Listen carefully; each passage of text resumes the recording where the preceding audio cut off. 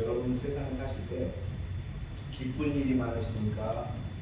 고난 가운데, 고통 가운데, 아니면 슬픈 일이 많으십니까? 기분 나쁜 일이 많으십니까?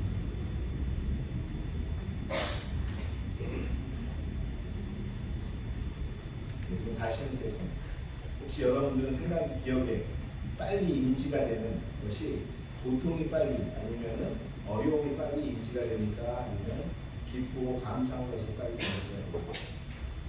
인지가 된다는 얘기는 학생들 바로 내가 알아차린다는 거예요.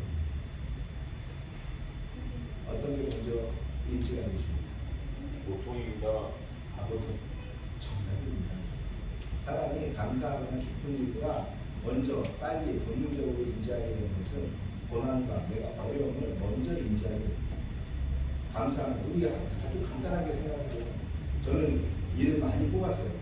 많이 뽑았는데 이 뽑기 전에 이가 튼튼한 것이 감사한 건지 전혀 몰랐어요. 그런데 일을 뽑고 나니까 그때서야 뭐를 알게 돼요? 아, 첫 번째는 아프구나. 이걸 먼저 느끼겠죠. 아파서 뽑았더니 그 아픈 방 가운데 느끼게 된 게 뭐예요? 이가 있었던 것이 감사한 것이었구나. 이게 행복했구나. 라는 것을 알게 돼요. 그러니까 우리 학생들 일 열심히 치카치카 하고, 알겠어요? 안 그러면 일을 일찍 뽑게 돼요. 요새 젊은 사람들이 일을 점점 일찍 뽑게 되는 나이가 점점 일찍 되는 거예요. 왜냐하면 단 걸 하도 많이 먹었어요. 우리가 단 거 많이 먹지 않아요. 여담이지만 사람은 항상 고통 가운데 들어가야 내가 감사한 것을 다시 깨닫게 돼요. 다시 말하면 고통이 없이는 감사한 것을 깨닫지 못하는 게 인간의 인지상정입니다. 서양 철학자 쇼펜하우어가 말하기를 인간이 살아있는 그 존재로서 자기가 존재를 느낄 수 있는 것은 무엇이냐면, 아, 내가 고통 가운데 있구나. 고통을 인식할 때 인간은 살아있는 것을 느끼게 됩니다. 다시 말하면 인간이 살아가는 그 삶에서 인생은 무엇이냐? 고통이라는 것이죠. 이 고통을 가지고 사람은 내가 살아가는 것과 이 고통을 극복하는 것을 사람은 기쁨이라고 이야기하고, 이 고통을 이겨내는 것을 사람은 행복하다라고 이야기한다는 거죠. 그러니까 고통이 긍정적인 것이냐 아니면은 기쁨이 긍정적인 것이냐 라고 이야기하면, 쇼펜하우어는 뭐라고 이야기하냐면 고통이 긍정적이라고 이야기해요. 우리가 쇼펜하우어 그러면 어떤 철학자라고 이야기하죠? 영생주의자. 그렇죠? 우리가 잘 아는 칸트의 그 희망에 대한, 헤겔의 희망에 대한 철학에 대해서, 그러니까 반기를 이루고 나타난 게 이 영생 철학입니다. 다시 말하면 인간은 희망에 찬 존재가 아니다. 인간은 기쁨에 찬 존재가 아니다. 인간은 사는 것 자체가 고통이고 그 고통을 이겨내면서 그 희망을 찾아가는 존재가 인간이다라는 거예요. 그러니까 쇼펜하우어가 얘기할 때 이 고통이 어렵다라고, 이 고통은 우리가 피해야 한다고 우리는 생각할 수 있겠지만, 이 고통이 있음으로 인해서 우리가 진정으로 행복한 것이 무엇인지 깨닫게 되며, 이 고통을 이겨내는 방식을 통하여 내가 누군지를 깨닫게 된다는 것이에요. 이것을 성숙하게 고통을 이겨내는 사람들, 이 사람들이 바로 행복을 느낄 수 있는 자격이 있는 사람들이라고 얘기합니다. 여러분, 우리가 잘 아는 것처럼 서양철학 쇼펜하우어가 이렇게 이야기했다면, 동양에서 고통에 대해서 어떻게 얘기하죠? 대표적인 동양 철학이라고 이야기할 수 있는 이 불교에서는 무엇을 이야기하냐면, 불교의 원리, 가장 핵심되는 원리, 사성제를 이야기합니다. 사성제를 이야기하면서 이렇게 이야기해요. 인생은 고성제다라고 합니다.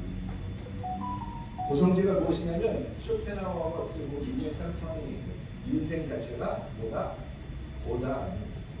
여기서 이야기하는 고는 쥐로 가자, 이 고가 아니고, 못 먹어도 고, 이 고가 아니고, 인생 자체가 뭐예요? 고통이라는 것입니다. 이 인생 자체가 고통이며, 그 집성제, 고통의 원인이 무엇이냐? 바로 우리의 탐욕과 인간의 무지 때문에 온다라고 합니다. 인간의 무지, 이것이 고통스러운지 아닌지도 모르는 그 인간의 무지, 이것이 무엇인지도 모르는 그 인간이 깨닫지 못하는 그 무지가 바로 인간의 세상을 고통스럽게 만든다. 그리고 내가 원하는 그 참 원하는 게 좋은 건지 나쁜 건지도 알지 못하는 그것이 인간을 고통스럽게 만든다는 거죠. 이 탐욕 그리고 무지, 이것이 집성계, 다시 말하면 고통의 원인이 된다는 것입니다. 그러면서 멸성계, 이 고통을 이겨내는 것, 이 상황을 불교에서는 뭐라 그러냐? 우리는 구원받았다라고 이야기하는 것처럼 그들은 열반에 부처가 무슨 뜻인지 아세요, 여러분? 부처는 고유 대명사가 아니에요. 부처는 그 사람의 이름이 아니에요. 원래 부처의 첫 번째 부처가 이름이 뭐죠? 고타마 시타르타. 그렇죠? 원래 이 사람이 부처가 돼요. 부처는 무슨 뜻이냐면 깨달음을 얻은 자라는 뜻이에요. 다시 말하면 이 멸성계, 이 고통과 고난을 이겨내는 것은 무엇이냐면 진리를 깨닫는 데 있다라는 것이. 어떤 진리? 아, 내가 무지하구나. 이걸 아는 것이죠. 그리고 아, 나의 욕망이 나를 고통스럽게 만드는구나. 이걸 알아가는 것이죠. 그래서 욕망을 배제하는 것이죠. 욕망과 욕심을 다 배제하는 것. 그래서 불교는 뭐라 그래요? 욕심을 버리십시오. 형제님이랑 여기서 뭐라 그러죠? 우리 이야기할 때 우리는 형제자매님 이렇게 얘기하는데 거기서 뭐라고 얘기하는데 제 생각이 안 나요. 하여튼간 욕심을 버리십시오. 그것도 욕심입니다. 가족을 사랑하는 것도 욕심입니다. 자녀에 대한 욕심을 버리십시오. 부모에 대한 욕심을 버리십시오. 사랑하는 사람에 대한 욕심을 버리십시오.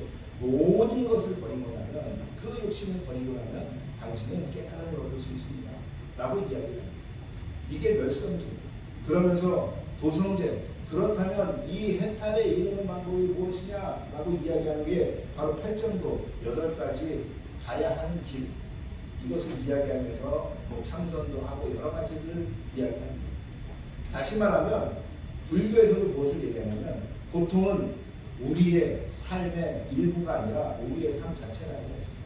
이 삶 자체인데 이 삶을 이겨내고 그래서 진리로서 이겨내는 것이 우리가 해야 되는 그러한 것이라는 것입니다. 이것이 불교 교리의 핵심이에요.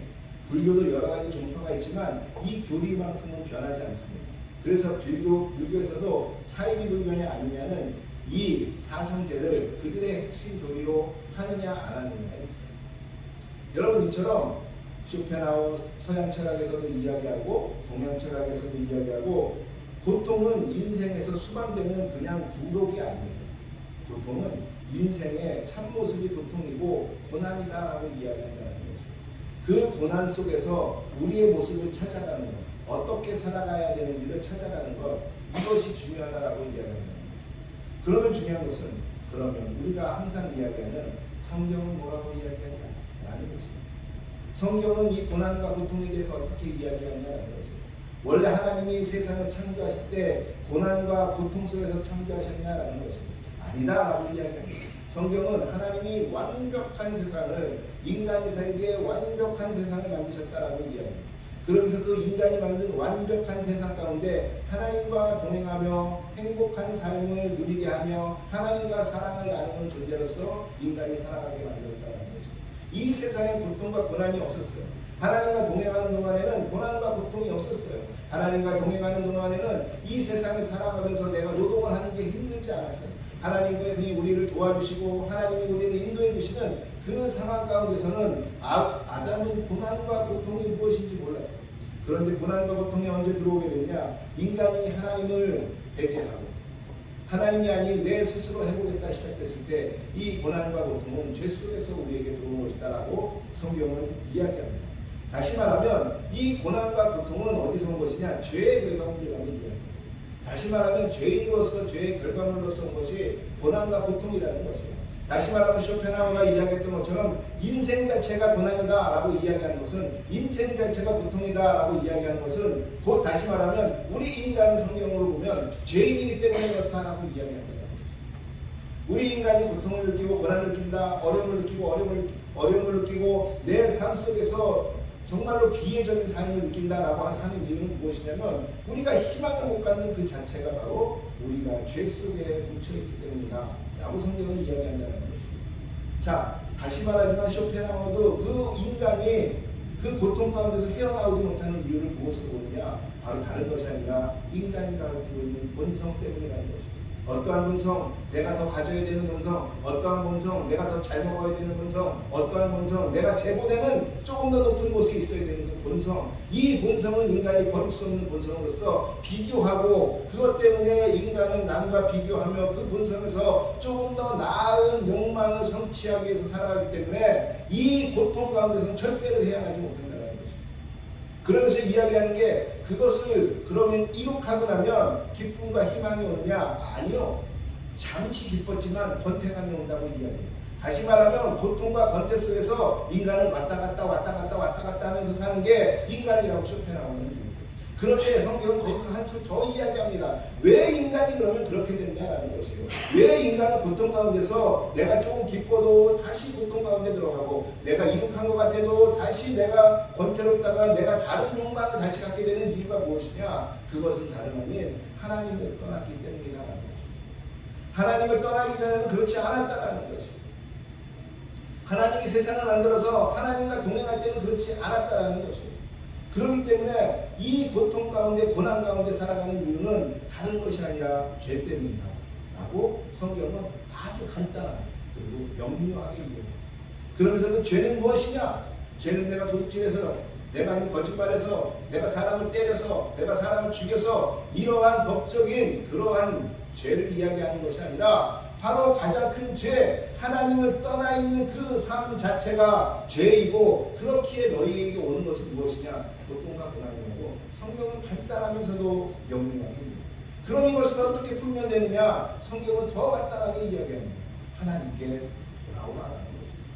하나님이 세상을 창조하셨기에 그 하나님께 다시 돌아오면 너희는 그 고난과 고통에서 해방될 수 있다고 성경은 이야기합니다. 잠시 해방됐다가 다시 고난 속에 들어가는 것이냐? 아니요. 영원한 해방을 너희에게 주겠다라고 예수님께서는 우리에게 말씀하시고 그 하나님께서 영원한 해방, 그 고난과 고통 속에서 영원한 해방을 누리고 구원받은 자로서의 삶을 살아가게 하는 것, 이것이 하나의 기독교라는 것입니다. 그 사람을 불러 우리는 그리스도인이라고 이야기합니다. 우리가 지난주에 살펴봤습니다. 그렇다면 그리스도인은 어떠한 삶을 추구하면서 살아야 하는가라고 이야기할 때 빛된 삶을 추구해야 한다. 소금의 삶을 추구해야 한다. 그러면서 우리가 그 빛과 소금의 역할을 감당하며 성전된 삶으로 하나님 앞에 나아가야 한다고. 그렇다면 우리가 이 성전된 삶, 빛과 소금의 역할을 다 감당하며 살아가지 못하느냐라고 우리가 다시 반문하게 된다면 바로 우리에게 늘 우리를 넘어뜨리려는 유혹과 시험이 우리에게 오기 때문에 그렇다라고 성경은 이야기합니다. 다시 말하면 우리는 이미 하나님으로부터 우리는 이미 예수 그리스도의 보혈로서 우리가 구원받은 자라면 우리는 당연히 참 진리인 예수 그리스도의 삶을 따라가야 되는데 왜 우리는 그것을 따라가지 못하느냐라고 이야기하면 성경은 이야기해요. 너희에게 늘 유혹과 시험이 찾아오기 때문에 그렇다라고 이야기한다는 것입니다. 그렇다면 이 유혹과 시험은 왜 우리에게 옵니까? 유혹은 왜 우리에게 옵니까? 라고 이야기하면 바로 우리가 세상에 속하지 않았기 때문에 우리가 세상에 속했다면 우리가 세상에 속해서 저 사단원수 마귀의 자녀였다면 우리는 유혹과 시험에 당할 이유가 없어요. 왜냐하면 우리는 그들의 사람이기 때문에. 그런데 우리는 예수님께서 요한복음에서 제자들에게 마지막에 말씀하시는 것처럼 너희는 이미 나에게 속했고 너희는 이미 나의 자녀들이 됐고 너희는 이미 세상의 사람들이 아니기 때문에 세상은 이제 너희를 공격할 것이고 세상은 이제 너희를 넘어뜨리려고 할 것이다. 그러나 걱정하지 마라. 내가 세상을 이겼다 라고 예수님께서 선언하신 것처럼 세상은 우리가 예수님께 속했기 때문에 우리를 유혹하고 우리를 넘어뜨려 다시 죄인으로 만들어 하나님과 떨어지는 삶을 살게 하는 것이 그들의 목적이기 때문에 우리에게 유혹이 온다라고 이야기하는 것입니다. 그런데 제가 이야기했죠. 유혹과 시험이 우리에게 온다. 이 유혹과 시험이 성경이 이야기하는 그 의미는 조금 다릅니다. 유혹은 무엇이냐면 우리 그리스도인을 넘어뜨려 다시 죄인되게 만들려는 모든 사단의 행태들이 유혹이라는 것입니다. 다시 말하면 유혹은 무엇이냐면 하나님으로부터 우리를 다시 떨어뜨리는 것은 그 창세기 3장에 나오는 그 사단 뱀이했던 그 행동들, 그것이 유혹이라는 것입니다. 우리 주변에 얼마나 많은 유혹들이 있습니다. 맛있는 것, 아니면 많은 것, 아니면 아름다운, 아니면 잘생긴 남녀들, 수많은 것들이 인간을 유혹합니다. 이 유혹하여 끝내는 것이 무엇이냐? 그것이 바로 우리를 넘어뜨려 하나님과의 관계를 떼어내려는 게 목적이라는 것입니다. 이것이 바로 유혹이라는 것입니다. 그러면 시험은 무엇이겠어요? 시험은 다른 것이냐? 시험은 성경에서 이야기하는 시험은 다른 것입니다. 시험은 하나님이 그 유혹을 통하여 인간을 다시 한번 하나님 앞에 돌아오게 하고 한 인간을 더 성숙하게 만드는 것, 이것이 시험입니다. 아담이 당한 것은 유혹이라면 욥이 당한 것은 무엇이죠? 욥도 똑같은 고난과 고통을 당했어요. 그 고난과 고통이 성경의 그 어떠한 인물보다도 그 고난과 고통이 컸어요. 그런데 욥에게는 그것이 유혹이라고 이야기하지 않고 하나님의 시험이라고 이야기합니다.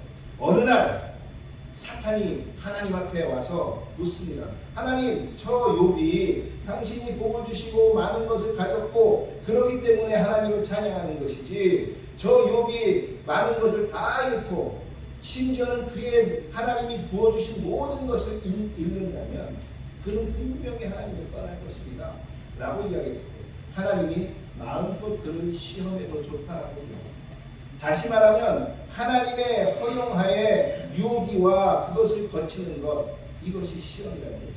성경은 분명하게 이야기하기를 그 시험은 하나님이 직접 하신다라고 이야기하지 않아요. 어떠한 시험도 하나님이 하신다고 이야기하지 않아요. 하나님은 그 시험을 하시는 존재가 아니에요.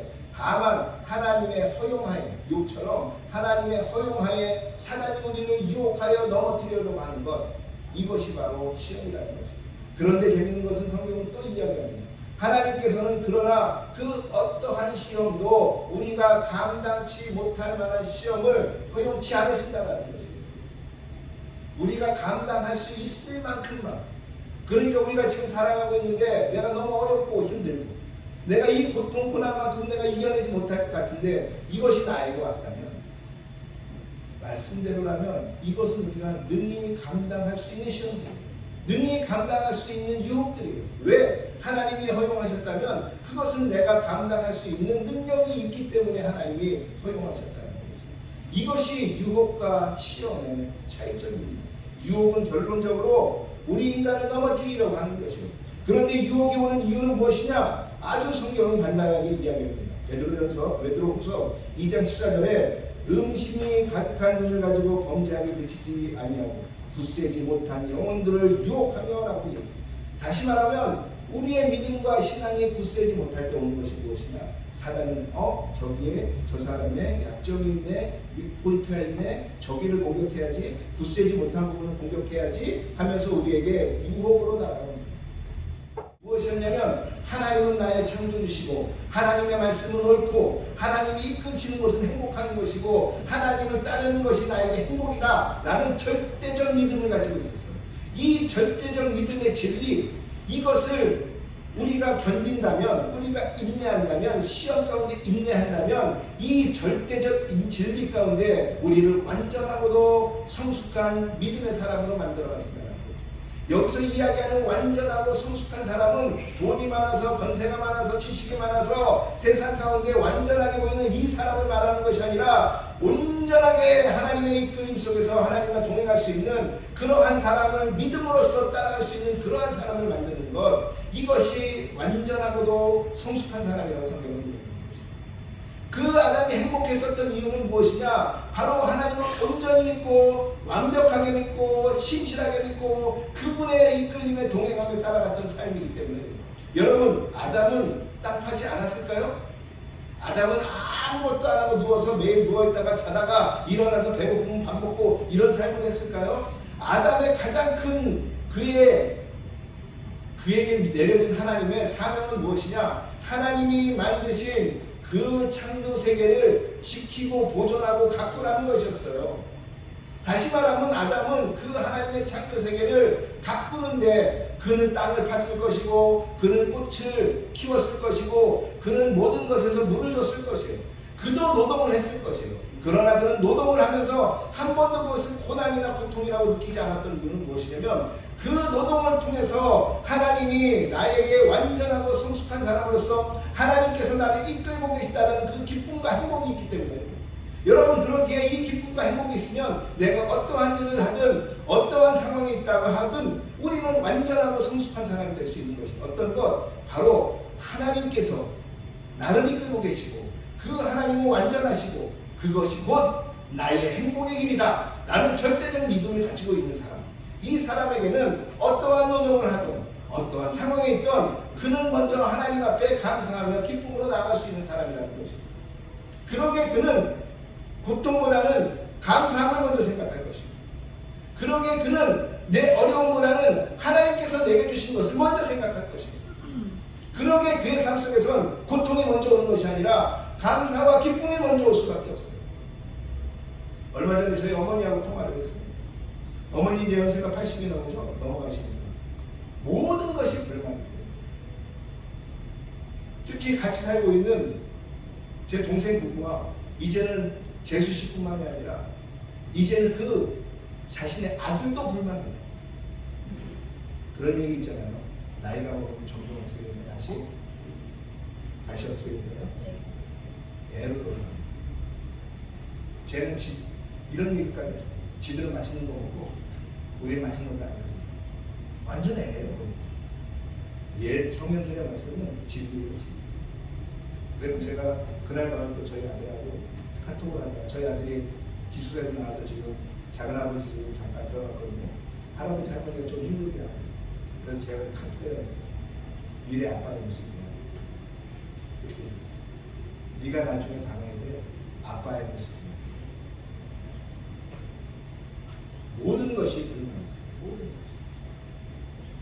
그러다가 어머니께 말씀드렸어요. 엄마, 생각을 해보세요.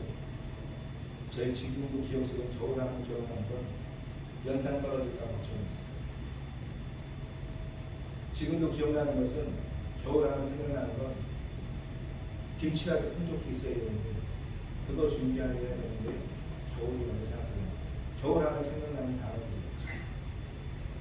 그런데 지금 어머니는 연탄 떨어질까 봐 걱정하십니다. 지금도 어머니는 김치가 떨어질까 봐 걱정하십니다. 지금 살고 계신 그 삶은 어머니가 저희와 어릴 때 살았던 그 삶 속에서 꼭 그런 삶 아니셨습니다. 하루라도 먹는 걱정, 입는 걱정, 자는 걱정 안 해보면 행복하겠다 라고 생각하지 않았나요? 그런데 지금 삶은 그 꿈을 이루지 않았습니까?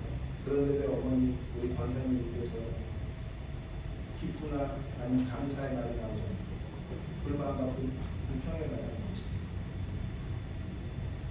그랬더니 어머니가 다시 어른으로 돌아옵니다. 그렇지. 그때 이게 내 꿈이었지. 두 아들 때문에 내가 진짜 행복하게 살고 있지.